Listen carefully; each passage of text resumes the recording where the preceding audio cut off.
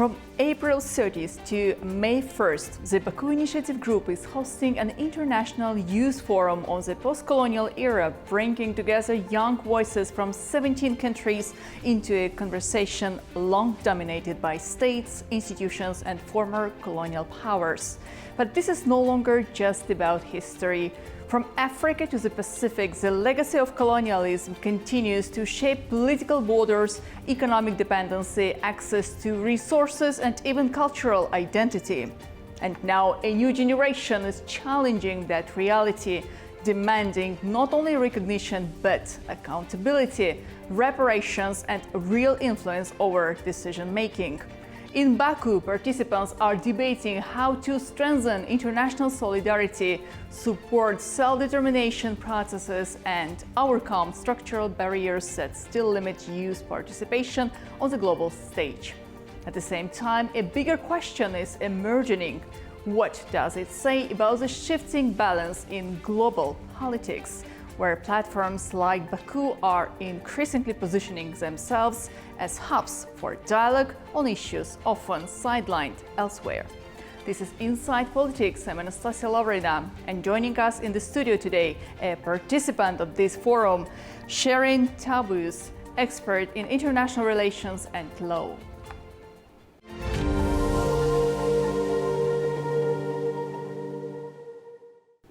Sharon, a warm welcome to Inside Politics. Welcome to our studio. Thank you for having me. Thank you so much. So this forum, as I already said, brings together youth from 17 countries. Yeah. That's indeed a very important event. And let me start with a basic question. Share with us your experience and how do you see this event? Like, what makes this gathering different from the previous international youth platforms? First of all, this is the first time that Baku Initiative Group is creating a forum based on post-colonial youth history. So this is a first for this country. Also, we have more than 17 country and different nationality that are present today. So we're willing to work on new platforms so we can have an impact on the future of these forums. That's indeed very interesting, meaning that you have any specific expectations from this gathering. So what experience you brought to Baku to share with other participants, and what are your expectations from the outcomes? Honestly, I have my background like many other nationality. We are here today so we can exchange and share our own experience and whatever happened in our country, because we are, for example, I'm here from Morocco, so we are a country that have been colonized. We are here to exchange and to have debates and to move forward about the youth voice and try to make changes in the future. How do you consider situation with your country? We do know about the existence of many international platforms, the United Nations resolutions, and real debates over the post-colonial period. So how is the situation in your country, and why it's still a problem, taking into account such a big number of the resolutions? Yes, so that's a bit complicated knowing all the manifestations that has been in Morocco and every other countries concerning the youth generation. For example, there's the problem of unemployed young people. There are many organizations that are trying to work on that way. It's still new, it's working a bit slowly, but we are moving forward. Compared to before, they were probably not in, the voices weren't heard, but today the youth is trying to regroup their voices and try to make an impact on that. Mm-hmm. You know yourself, probably, Baku Initiative Group has been actively promoting the colonialization discourse. There were a number of big events held in Baku here, also in the United States of America, on the sidelines of the United Nations. How do you assess its growing role? How do I assess its growing? How do you assess its growing role? The Baku Initiative Group itself. Honestly, I think it's a forum and an event that would have a huge impact, because it's starting, let's not say slow, but we are doing something that's going to have a huge expectations in the future. Like, we are trying together to speak about every difficulties that we are recounting in each country, and us as a young generation. So we're trying to work on that. So do you think that there is a difference in between of the approach the young generation and the elder people, the older Yes, generation definitely. has in your country and in the global world? Definitely, especially because we're talking about post-colonial countries and everything. As you know, Morocco has been colonized, and I think it has a huge impact, good and bad. Like now you're talking about elder people. They have a different opinion about the colonies, but us, like as a youngster, I would say that we are more proud of because it's making an evolution to the country, like all the organizations, the companies that are coming in Morocco and trying to grow the hospitals that are being built by different countries. I think the opinion is different because the elders may have how can I say that? They are more of hesitating, not really open to all of this, but youngsters are more willing to accept it and move forward and try to find solutions, for example.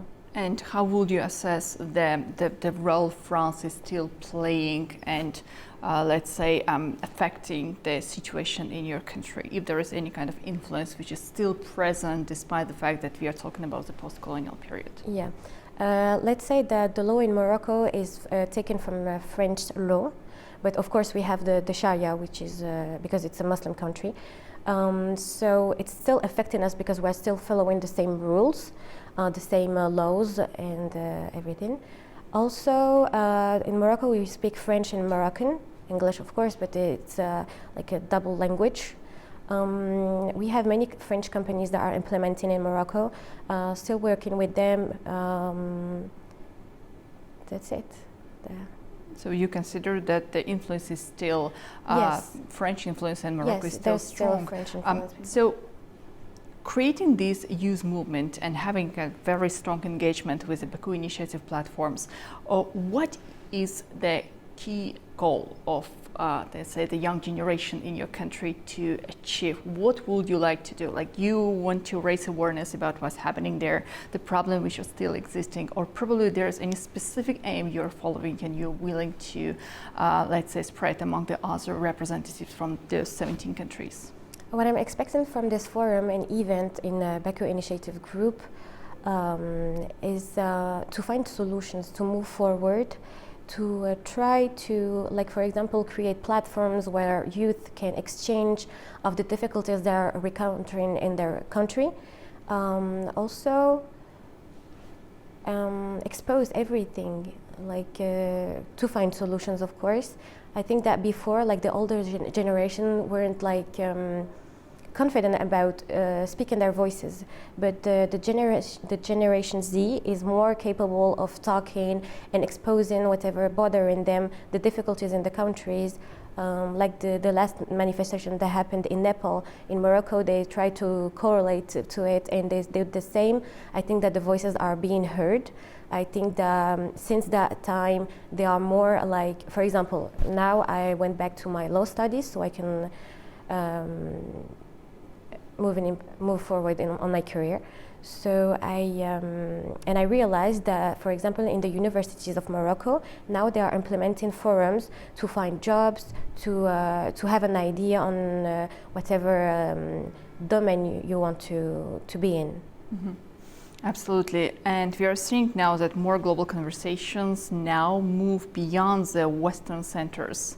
Again, considering the Baku Initiative Group, which is being here in Azerbaijan, in Baku, but how significant is it, and that the dialogue is taking place not in the Western countries, not in Europe, but here in Azerbaijan?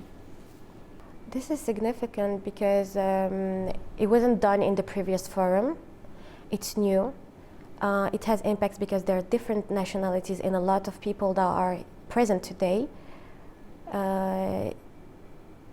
But how important is to spread these ideas in the Western society as well, in France itself, let's say? Yeah, it's important because youth needs to be reconforted and to know that they are being heard and that there are initiatives that are working on their way, that there's hope, for example.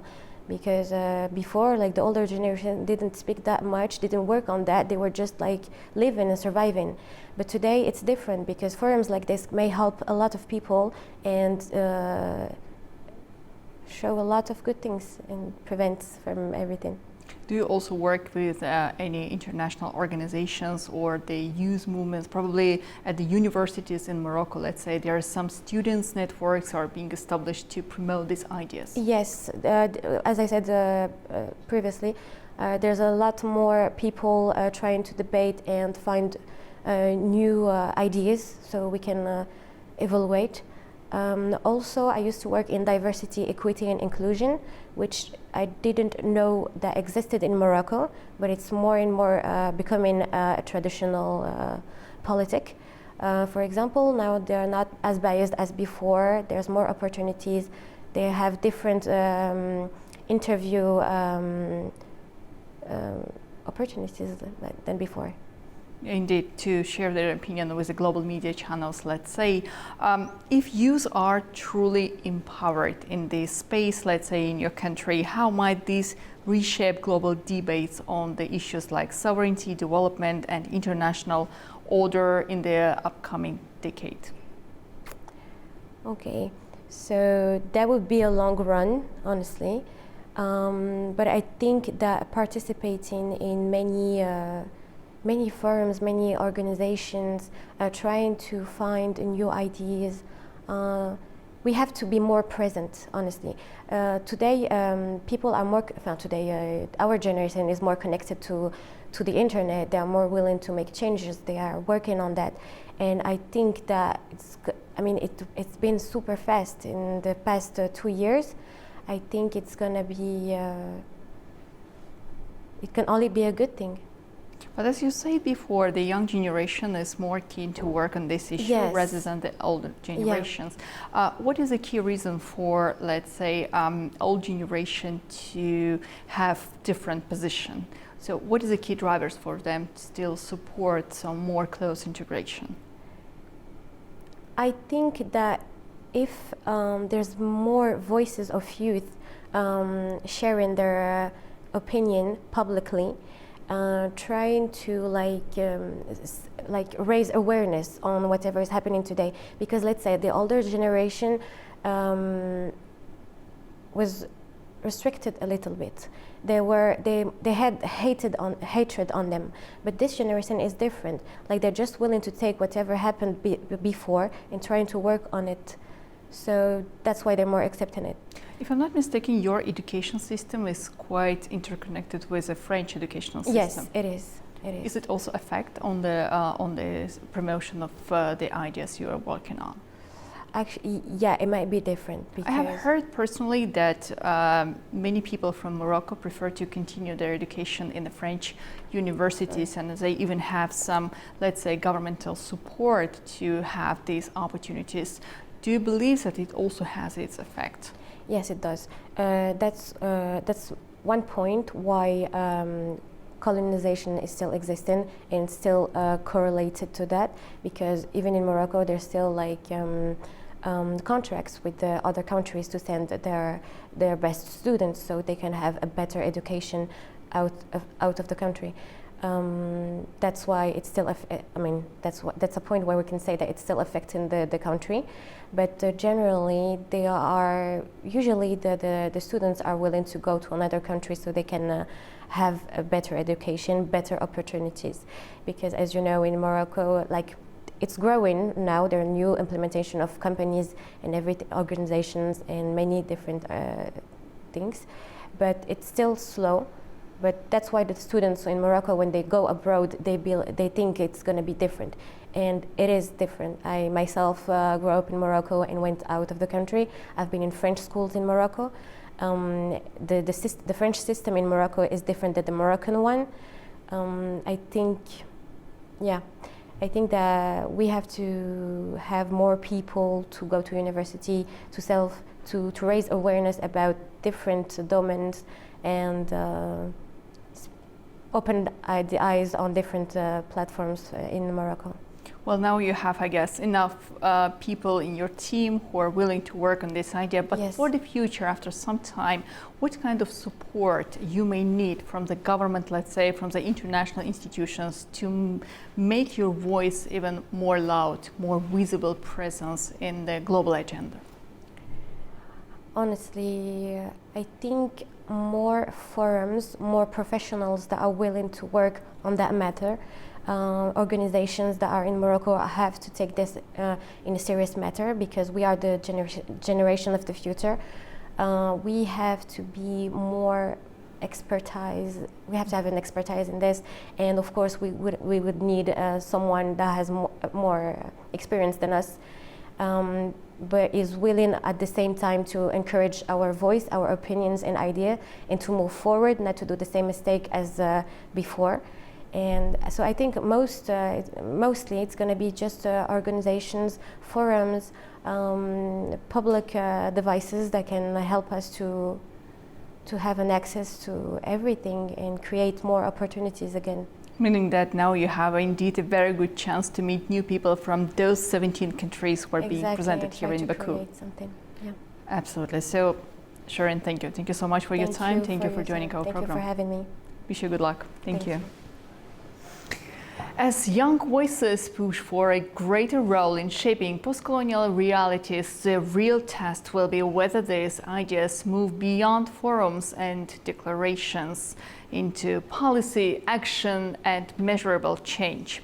From Baku, where this dialogue is gaining momentum, the question is no longer whether the legacy of colonialism still matters, but who will define the future that comes after it. My appreciation to Sharon Taboui, expert in international relations and law, for joining us today. I'm Anastasiya Lavrina. You have been watching Inside Politics, and I see you next time.